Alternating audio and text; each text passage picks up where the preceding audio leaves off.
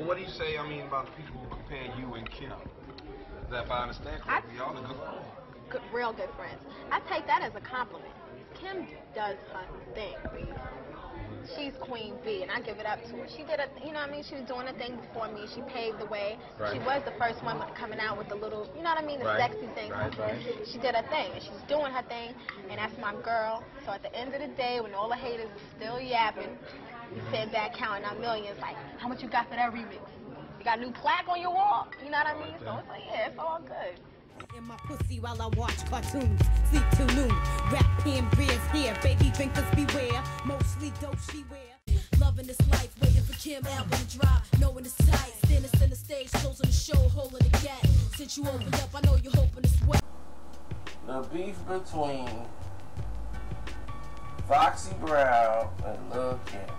They both came up at the same time. Big was writing for Kim and pushing her out with Junior Mafia. And Foxy Brown was coming up basically with Jay-Z and Nas, and she was basically inserted into the firm. Both of their albums dropped a week apart from each other. Both of them had successful albums. Here's where the problem came in at. Lil' Kim was taken more by the hip-hop crowd. She was more like the rap world accepted. Foxy was pushed more into the R&B realm. So Foxy was cool and dudes felt Fox, but they buzz went more to Kim. Then they did a shoot together, which everybody got an idea because Leon Cohen was like, man, Def Jam put out this album, we'll co-produce with them, we'll put Foxy Brown and Lil' Kim together on an album. And if we do that, we'll call it Thelma and Louise. Kim was like, okay, that sounds cool. They gonna bring Kim over and pay all this money for her to come over and do it. But Fox really like, I don't need that right now in my career. Like I'm good. Kim was just like, whatever, you know, they gonna throw the money, let's just do it. But Fox is like, I don't really need her on my records. You know, I want to just focus on my second LP. They're on the Puppy tour. You know, this is that the epic tour they did in '97. It's like a lot of stuff happened on this tour. Now, Foxy Brown Brothers, they're like her managers. Anton and Gavin, you know, they trying to find Puff and man, with Puff, and they can't really get the Puff, so they got to deal with whoever's running the show. The Kim set used to come out. She would come out on the bed, do all her songs. Everybody was feeling Lil' Kim and how she had all this production. So Fox felt her sets, you know, a lot of people when she went out, they wasn't really feeling it. Lil' Kim used to come last, like she wouldn't be the one that opened up. So Fox was upset, like, man, you know, why am I opening for this girl? You know, I sold just as many records as her. And Gavin, like, yeah, man, it's supposed to be equal, man. Y'all making it like she ain't nobody. So they doing all this arguing back there. And they said, all right, you know what? We'll bump her up in the lineup. We'll give her more of the lineup time. So they talked to Kim. Kim was like, hell no, I'm not doing that. My show starts at this time. We got everything set for a reason. We ain't finna accommodate for her. So no, I'm not finna move back, even for one night. They go tell Foxy. So what the accommodation was is they gave her more production. Like, she's like, we're watching the set, and right before Lil' Kim come on to do her set, here come Foxy Brown out in the bed. The one that Lil' Kim used. She come out in the bed doing her set. And she was like, oh man, this chick is real trifling. Kim was like, man, this chick is a problem. Like, she's crazy. Like, she just want to do everything that I'm doing. You know, she's like, she came out with this certain little fur mink on, and here come this with the boa. Next thing you know, Fox has got the boa. And she doing her set.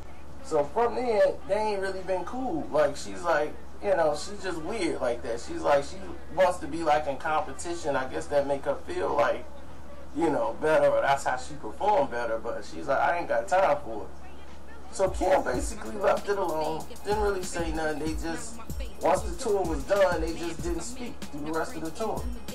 Don't forget also, before the albums dropped, Foxy Brown, you know, way before she started stealing clothes and props on the Bad Boy tour from Lil' Kim, she also was already stealing kind of like her style and her looks before the albums dropped, because on both Hardcore and the Eonana CDs there's a picture with both of them wearing the same outfit. Of course, after the tour, Foxy ramped it up and really started dressing like Lil' Kim. Then all of a sudden, Fox and them, they doing interviews, they basically not saying nothing. Then on Lil C's album, Play Around at the end of it, and you know, they throw a little shot at her, Diddy and Kim. It was like, yeah, stop trying to sound like her too good. That was an obvious shot at Fox, because her second CD, she changed up her whole flow, and she sounded just like Lil' Kim on a lot of her songs on China Doll. So the whole feud was going back and forth after that, because Fox was like, oh, you and them trying to sneak this, you know, fake this and doing this and that. On another track, she put on the Comega, I think Capone and Noriega, the reunion album, when she like sided with them, because the Firm album didn't take off and didn't make what she thought she was gonna get off of it. But Lil' Kim had said something like, I'll bet on the Firm before I bet on, like, I'll bet on my crew, Junior Mafia, Lil C, before I bet on the Firm. You know, that's what people thought, she was gonna have problems with Nas and everybody else. But yeah, she was just talking about Fox on that Barbie album, the notorious KIM album. And of course, Fox came back with the, how you need to get off big, you know what, you know, let them rest in peace and live off your own self. So it was, you know, these rhymes are going back and forth on these bars, on these songs, on these albums. So they decided, like, I think they had a studio meeting or something at Hot 97.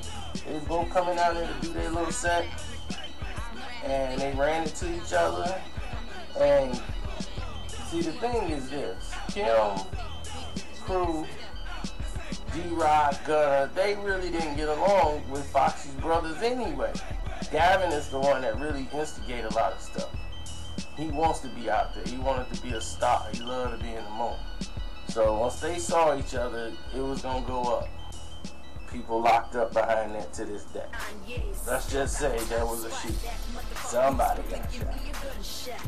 Well, Kim ended up going to jail because of it. Foxy wanted to come out and end the beef. Like, let's just end this beef. Let's do all this and let's do that. And then all of a sudden, she does a song talking about Lil' Kim doing Dancing with the Stars. Like, I'd never sell out my girl like that. I'd never dance with the stars. And Lil' Kim like, well, there you go. Crazy woman back. And she used to have a song talking about she was 730. She had been in that house before. Foxy Brown is like clinically crazy. Like something's like not right. Like she's bipolar. She had a lot of issues. And Kim is like, I don't even want to beef with this girl. Like, I don't even want to like entertain it because she's crazy. One minute she's saying nice things about me, the next thing she's saying bad things about me. And people like that, you know, you can't be around, basically. You just want to say, hey, keep you to the side. Because that's not gonna, nothing good's gonna come out of it. So from that point, that was basically the beef where it is right now to this day. So that had everything to do basically with Gavin and Anton. And just Foxy Brown just being completely jealous of Lil' Kim. It was never the other way around. Wasn't even close to being the other way around. It all started from Foxy Brown's just jealousy of the way everybody was gravitating to Lil' Kim and not gravitating more to her. The last stop on the tour was in New York at Hot 97. Hot 97 was promoting the beef on air and announced they was doing back-to-back interviews with Kim and Capone and Noriega.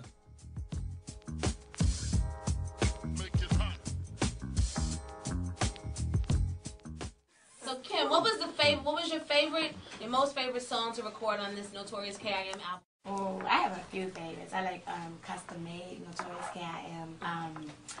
How Many Licks with Cisco. Oh. How do you feel the game has changed since the last time you were out to now? With my album, what I was trying to do was like re-change the game, because I'm not even a fun. It's just not the same to me. Right. Like, especially since things been going. The boys are already outside when Kim comes out the building. Capone walks up to Gutter talking about some shit Gutter had said to him in a club or something. Gutter is on some, yo, what up? You got problems with Kim? Niggas start busting their guns. 55 rounds were fired that day, but no weapons or evidence was found. Only a grainy surveillance tape. This here is Hot 97. There was a shooting here with between the camps of Little Kim and Foxy Brown, and apparently what happened was that Foxy Brown aligned herself with Capone and Noriega, and Little Kim was with Junior Mafia. The two camps, I guess, saw each other here, and there was a war of words that were on records already between Foxy and Little Kim. It got out of hand, words were exchanged, and shots were fired. How it started, but what I can do as an individual, and what I will do, and what I have done actually, is Russell and I, you know, the president of my record company, we got together and I said, Russell, I want to call a truce. I said, I want to have a sit down with Kim, and I want to actually, you know, I don't care what it is, I don't care what it, just end it, let's end it. You know, we can even do a collaboration, we can do something, we're bigger than this. Like, we are, I'm you know, she's a lot older than me, but I'm still, you know, I still want to be the person. If it has to start with me, let it start with me. All right, so now let's talk about the separate incidents, which would be the drugs. What kind of drugs were you on? I'm not getting into that. I went through a lot of hardships, and okay, that's. Have you ever taken E? Just asking. I'm not answering that. Oh, okay. So Foxy, you seem like you're in a different place now than you were a few years ago. Would you say that you're? How would you explain the mood that you're in today versus years ago? I don't think it's a mood. I think it's just maturity and just being. I mean, I've always knew what I wanted. I always had this certain aura about me. A lot of people didn't understand and perceived it as being bitchy or whatever, but that's me, and I'm not changing things. Well, not only that, but you got put on when you were like, what, 15 or 16? It's to be expected. Part of that. I mean, now you're a grown woman, and it's not to be expected. But, you know, back then, it was to be expected. You know, and I applaud you. From what I understand, you were the one who you and your people tried to reach out to Little Kim and squash everything. Right. And as she's still on, you know, whatever it is that she's on. Right. So if you two see each other at the party, what happens? You go up to say hi nicely, and she splashes champagne in your face? I don't know. I haven't seen her in about 4 years. And if you did, if she walked in this room right now, because I got a two-way that she's pulling up in the parking lot. Hey, do you know what I'm saying? Well, tell the story from my car. Hollywood. We're not really concerned. I mean, if you open any Foxy Brown article and any Little Kim article, the difference is clear. Foxy is not concerned with what Kim does. Foxy has never said anything negative about Kim from 4 years ago when you announced it. She stole my mic at the Philly show. Right. I've never had anything negative to say about Kim, so that goes. You damn sure haven't. I can't think of anything. I haven't. I mean, it's just, that's etched in stone that I haven't, and I won't. Dear Wendy, I'm so glad that you're getting Kim and Foxy together. Finally, we can get a truce and some answers to the question. What is the beef? What is going on with you and Foxy? You know, like I just said, Wendy, I'm an adult and I don't have time to deal with petty problems. Come up to the mic. And petty things. You know, one thing about Honey is that I feel that she has a little slight mental problem. I'm not trying to be funny, but I really think that that's honestly serious. I mean, she said that she extended an olive branch. And she did say that. At the last moment, I canceled. First of all, I never agreed to it. So how could at the last moment I cancel it? I never agreed to it. That is the word that's one thing. One thing I would never do is get in bed with the enemy. I don't sleep with the enemy. I know who she is. I know what she is. And that's something that I chose to distance myself from. I will never, ever, ever, ever do anything involved with her again. You know what I mean? It's fine. It's like, let her do her thing and I do me. I can't, that's something that's just, you know, it's just something that you can do that's really is really poisonous to you, yes, you have to stay away from it. Even though I think we fan chicks out here, we think that you guys would make good friends. Do you know what I'm saying? Like you got, but I'm just saying aesthetically speaking, because none of us know you all together. But you know, imagine little Kim and Foxy walking through Saks, looking fabulous, shopping. You know what I'm saying? Going away to Italy, sitting in the front row. But we are on two different levels. Like, I can't even see how people compare us. I mean, like I said, like, one time I know she was in the hospital or something, and she said that I was one of the first people. Yeah, she was like, I was one of the first people to call her. I don't have that child's number. So, like, why are you lying? Like, that right there scares me. Like, you know, if you have to lie to try to get me to be a friend, that right there is not showing. Put it this way. I ran into this woman that I'm really cool with in Justin's, and one time she invited me to go to church with her. She's really close with, you know, the other girl, whatever. And she asked her to. Been asking her to go to church with her for a while. She said the only how I would go to church with you is if you can make sure you fix it so I can sit next to little Kim. Like, what? How come you doing that to, you know, go to church when you don't do that? You know? So I went to church anyway, but I didn't see her, you know. But she needs to get it together, you know, honestly, on the spiritual side. Is there a chance of friendship? I honestly, no, first of all, I never say never, but I try not to never say never because I just said never a minute ago.